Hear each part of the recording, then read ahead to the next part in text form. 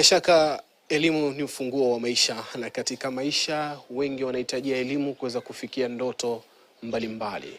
Na katika leo hii tupo katika kaunti ya Kilifi kumwangazia shujaa wa wiki, tukizungumzia Gabriela ambaye ni mkaaji wa humu Kenya lakini raia wa Austria, ambaye amejenga shule hapa katika kaunti hii ya Kilifi. Shule yenyewe ni ya kipekee kwa sababu wanafunzi wanaosoma hapa hawahitajiki kulipa karo, wanahitajika kuja darasani na kupata elimu. Kivipi? Tutaelewa katika shujaa wa wiki hii. Karibu. Jina langu ni Suleiman Yeri na ninaye hapa kwenye kikao Bi Gabriela kuweza kusikia hali yake. Tamuuliza baadhi ya maswali kwa Kiingereza, alafu baadaye pia tazungumza naye afisa mkuu mtendaji wa kuweza kujua hali iko vipi katika shule hii, mambo yanaendeshwaje. Karibu sana. Welcome very much, Gabriela. Maybe tell us more about who is Gabriela Gabriela is a mother, a grandmother. And what I always tell about myself is that I am missing a special gene. And this gene means I cannot turn my head or close my eyes when I see needy people who need help. So therefore, one of my favorite questions to people is, how can I help you? And I'm from Austria, as you told the people already. And yeah, I came here to Kenya and immediately fell in love to the country and to the people. When did you come to Kenya? Why were you in Kenya? My first visit was in 2004 as a tourist for 3 weeks, doing safari, being in the hotel, the beach, everything. But I saw the needy people and they touched me. And when I left the country, I promised myself that I will come back and make a change in people's life. What type of change are you doing here in Kilifi that touched you and wanted you to come back to Kenya, especially Kilifi, to do that change? Kilifi was more or less by chance. It could have been any other city in Kenya. What I want to change is the education standard of children, because what I saw is that, and I think it is so unfair, that it is a question of financial needs that some children can learn and others not. And what I saw here is that all the children are so eager to learn. They are so full of the wish to visit a school. And I wanted to make a change, offering free education for children. When you talk about free education, the government is already doing free education. How different is your free education here? The difference, perhaps, without damaging the image of the government, of course. When I get children here, the history of these children mostly is they are sending home at least once per term because of some money. Sometimes it's not the official money. Sometimes it's tuition fees or bringing money for firewood, bringing money for whatever. And sometimes it's just little, 150 Kenya shilling, and the children are at home and the parents cannot. What is different in this school is everything is for free, really everything. So the learning is free, the books, the food, breakfast, lunch, boarding. We do not ask even 1 shilling from the parents. Does it come from your pocket alone? Is it from your hard work in Austria, the funds you put here? In the beginning, to build this school, it was mainly my own money. Because for me, there is this deep belief in that, first of all, take your own money and then ask others. And my spirit is that when you have enough to eat, then make the table bigger and invite people. Lucky enough, I have a very good job. I earn good money. I have a good running company in my country. And lucky enough, I have a big network. So I started with my own money building the first buildings. But the running costs come from sponsors. Means every child in this school has a sponsor in Europe paying the school fees. So to speak, the school is not free, but it is free for the parents and the children because the school fees are paid by somebody in Austria. How do they understand it? How do you sell it to them, the idea of Wohnwald? Like, there is a child in Kenya who needs your funding, who needs your support. How do you do it? I tell stories. I tell stories which are touching. I tell stories about the background of these children, losing their mothers, losing their fathers, 6 or 9 siblings, how this child is wishing to visit a school. I come with photos, touching, and then I'm very pressing people, asking and knocking doors. And I do not accept a no until I turn it into a yes. Mm-hmm. Where do you see Vonwald in 10 years from now? The spirit behind this school was always to create a place for freedom of learning and teaching. So in very many things, we were ahead of what the new curriculum demands now. For example, at the moment it is compulsory to learn swimming. We came with this idea 10 years ago. All children leaving my school can swim. We came with music, with performing arts, with drama, with all these things. And in the future, I see us as a role model because we have this money, we can practice things which perhaps other schools cannot, and we can teach teachers how to do it.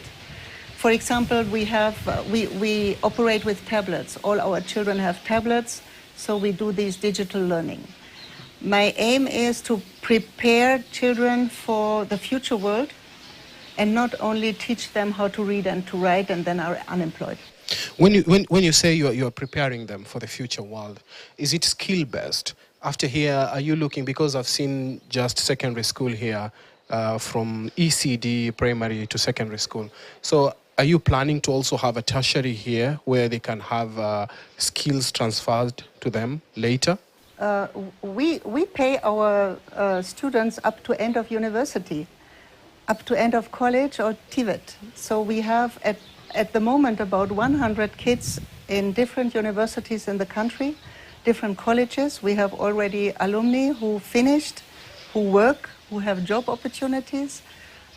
So we try as a big organization to use our power and our network in Kenya to offer job opportunities later when they finished, because this is for me the big drama in Kenya, that well-educated people do not get jobs. So my help does not end in Form 4. It ends when somebody has a job and can feed his own family. Okay, your parting shot. What will you tell Kenyans? How will you tell them to embrace this idea? Send your kids to school. Make it possible. Struggle. Perhaps don't use the money for anything else but for school, because school is the future, and support your children in learning.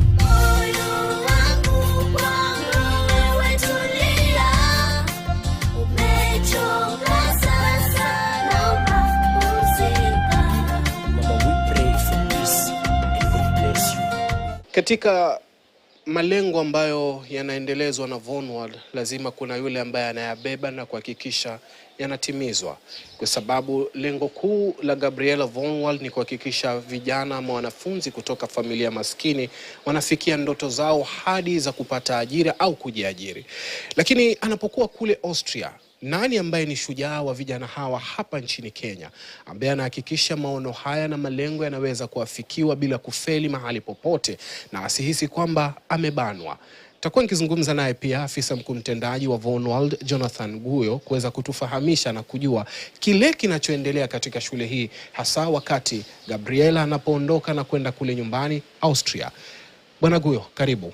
Asante sana. Vonwald ilianzia wapi haswa? Kwa sababu Vonwald ni shirika la kijamii. Ni jamii hii ambayo imesaidiwa na nani haswa, ama ni kina nani walikuja pamoja na kuanzisha hii Vonwald? Vonwald kama shule ilianzishwa mwaka 2008 na ilianzishwa na mfadhili mmoja anaitwa Gabriela Vonwald. Alikuja Kenya kama mtalii, na alipofika Kilifi akafanya utalii. Aliporudi kwao akaingiwa na maono haya ya kuja kuanzisha shule huku, baada ya kuona hali ya kiuchumi ya hasa watu wa Kilifi. Akashirikiana na mzee mmoja anaitwa Richard Karani Nda, na wakaweza kuanzisha shule hii ambayo inaitwa Kilifi Vonwald School mwaka wa 2008. Na walipoianzisha tafuta watoto kutoka katika jamii maskini na wakawaandikisha, na ndio hapo shule ikaanza. Mulianza vipi? Leo tunaona magorofa. Je, mulianza hivi tayari ama mulipoanzia ni wapi hasa?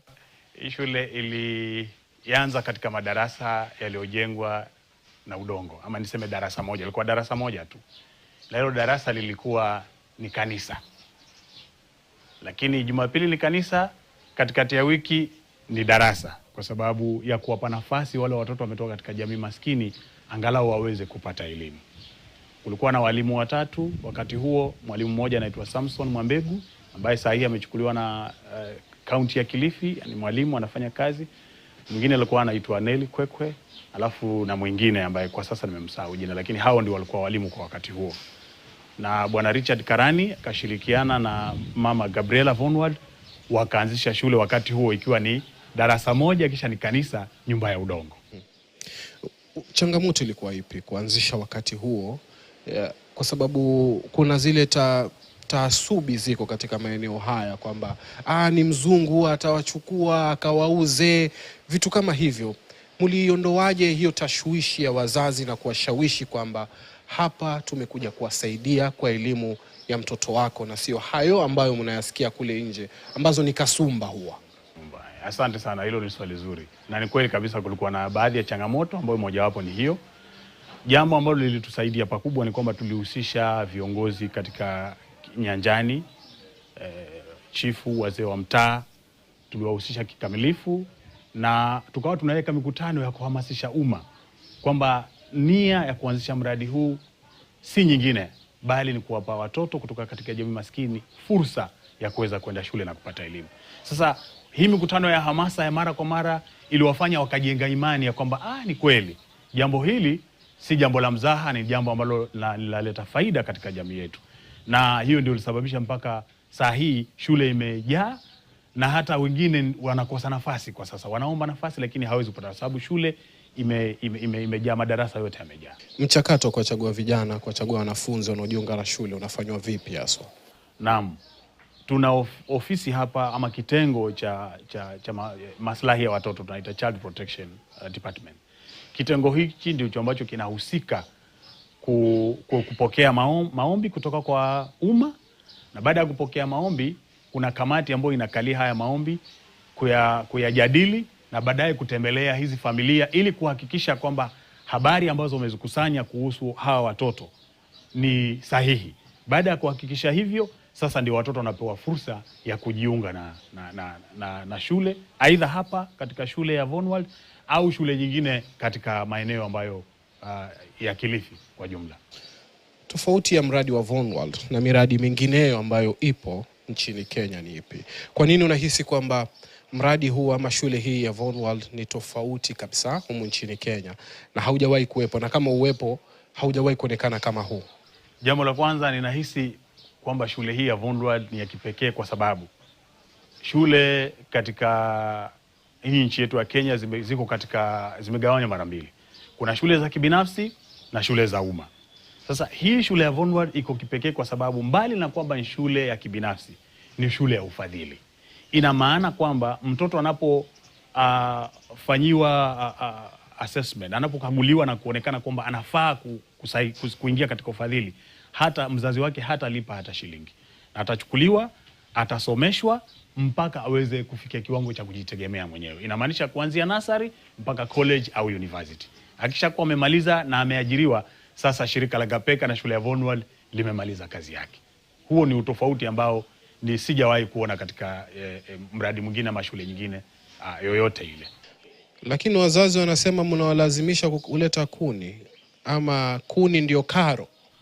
Kuni ni mchango wao tu, kwa sababu kuna changamoto moja ambayo pia tumeiona katika kutekeleza miradi ya kusaidia umma ama ya ufadhili. Mtu anapokuwa anasaidiwa kila kitu na hana mchango wote, ni rahisi kujiachilia kabisa. Na hilo sio lengo la shirika la Gapeka wala shule ya Vonwald.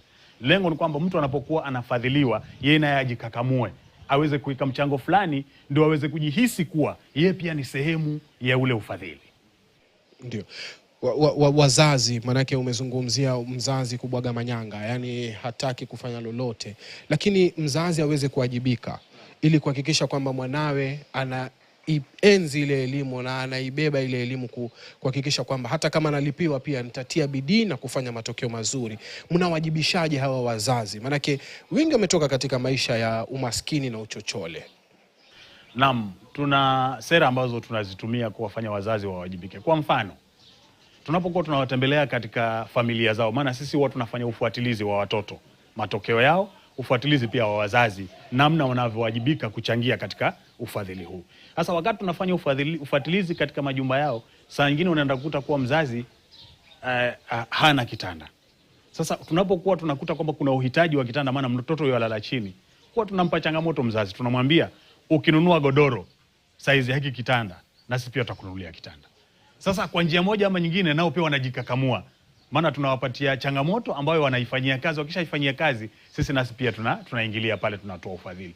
Yaweza kuwa pengine mtoto hana uniform ama hana mkoba, ama hana uniform wala hana mkoba. Tunamchaguza mzazi, tunamwambia kati ya mkoba wa kubebea vitabu na uniform utachukua kipi? Akisema mimi naweza kununua mkoba, naambia haya, ukiweza kununua mkoba ukituletea mtoto tutamnunulia uniform. Sasa kwa njia ile tunawafanya wazazi wanawajibika. Uniform haumwapatii bure bado ama lazima aweze kuchangia hapa? Awali ilikuwa bure, lakini kwa sasa tunawafanya wawajibike. Wazazi wanapowajibika, wengine pia mumewapa ajira hapa katika shule yenu. Hii imetokana na nini, labda kuwapatia hawa wazazi wengine ajira humu shuleni na sio kuwapatia miradi ambayo ni ya kule kando? Hii ni shule, na shule kawaida inahitaji wafanyikazi.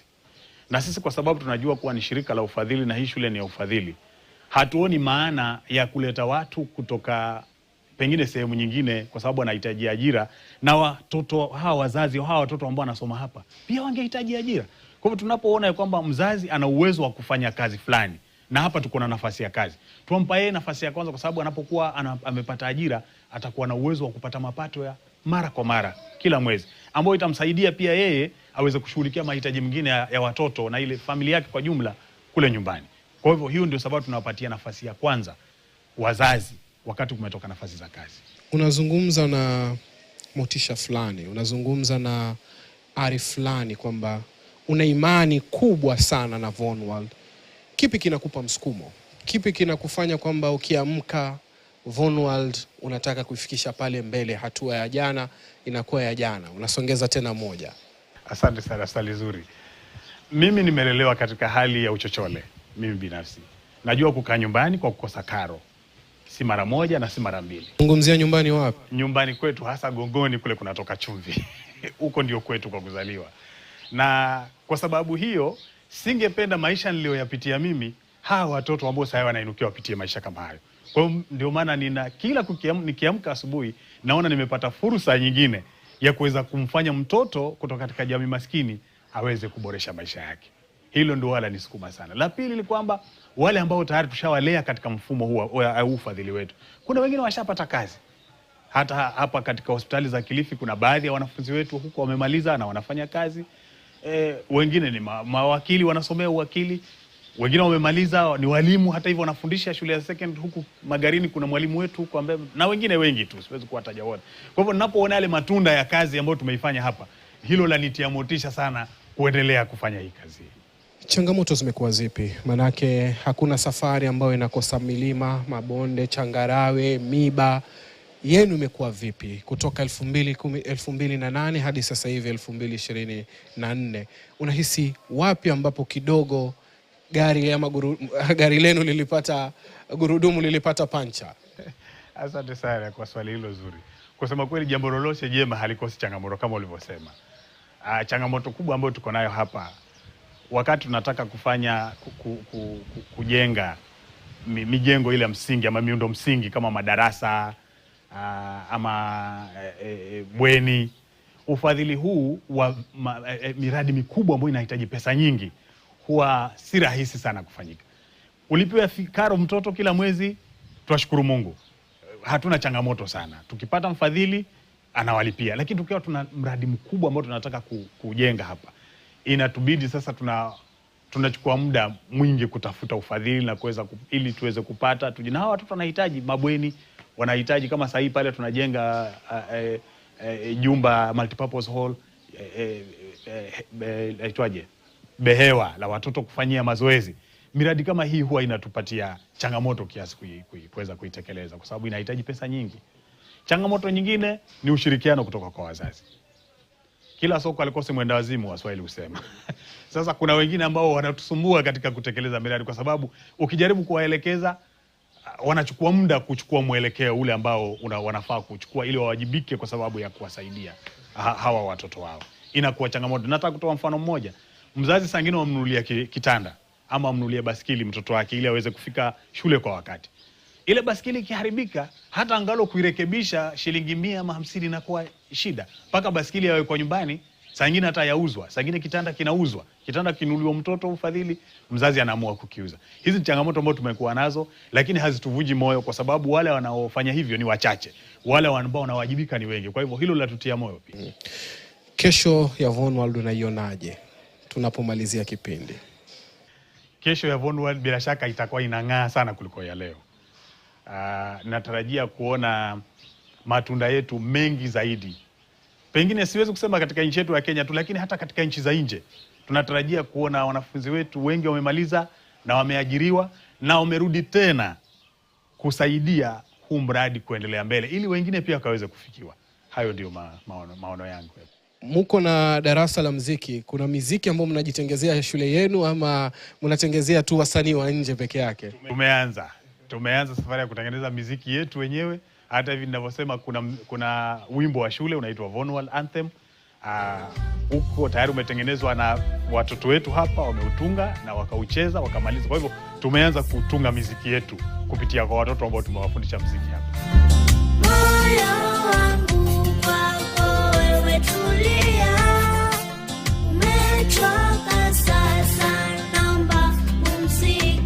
Asante sana. Ni Jonathan Guyo ambaye ni afisa mkuu mtendaji wa shule hii ya Vonwald ambaye ametupatia taswira hali ilivyo na malengo ya taasisi hii ya elimu ya Vonwald hapa katika kaunti hii ya Kilifi. Ni shule ya kipekee kama ulivyosikia. Mzazi kuwajibishwa, anahitajika tu kuleta kuni katika shule hii ili mwanawe aweze kupata elimu ya msingi, elimu ya sekondari na vile vile hadi elimu ya chuo kikuu. Kwa kweli elimu ni ufunguo, na hapa katika Vonwald wamehakiki kwamba lazima kila mtoto aweze kupata na kufikia malengo yake ya elimu. Mimi ni Suleiman Yeri na hawa wamekuwa mashujaa wetu wa wiki hii. Kwa heri.